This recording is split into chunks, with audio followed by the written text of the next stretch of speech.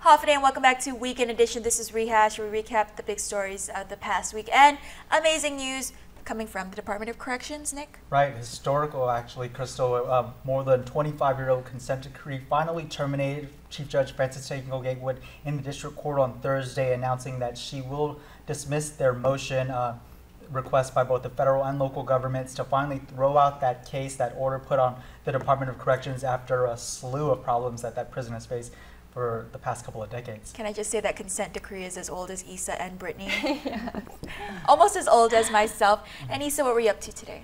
Okay, this weekend, so we were actually all there for the Guam United Airlines United Guam Marathon. Yeah, marathon. And so towards the end of the event, people saw this low helo flying across Tumon Bay. Kind of had some people freak out. Some people thought it was cool. Some people were just kind of like worried, like, what is this helo doing? So we actually called the National Guard and the Joint Region Marianas.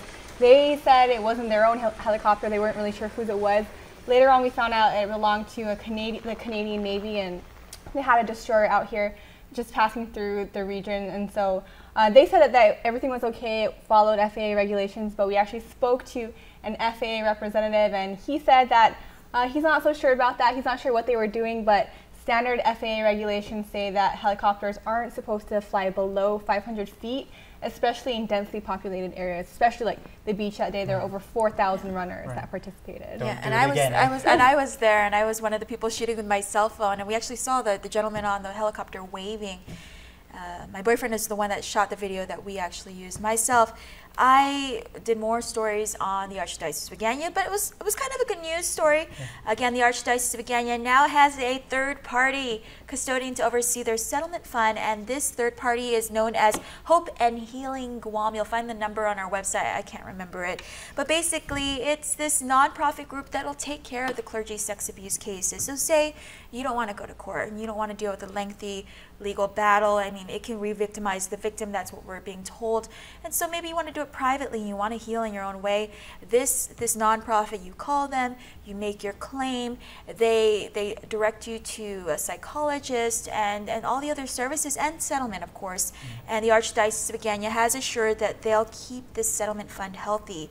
Again, we're seeing David Lujan, at least David Lujan's clients, the ones that have filed suit, they're all upgrading their lawsuits from $5 million to $10 million.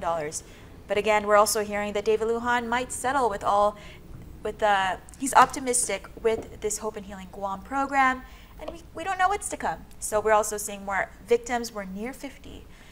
And speaking of church, I know that Brittany did something for the very first time this week relative to the church. So this morning it was my first time participating in the Good Friday trek. Went up to the top of Mount Lam Lam. So you can expect that. That will be the next 360 package. That'll be released this weekend. And also, I just wanted to mention, as you guys know, it's very exciting. KUM News is now streaming live on Facebook at 6 p.m. And also Instagram Live.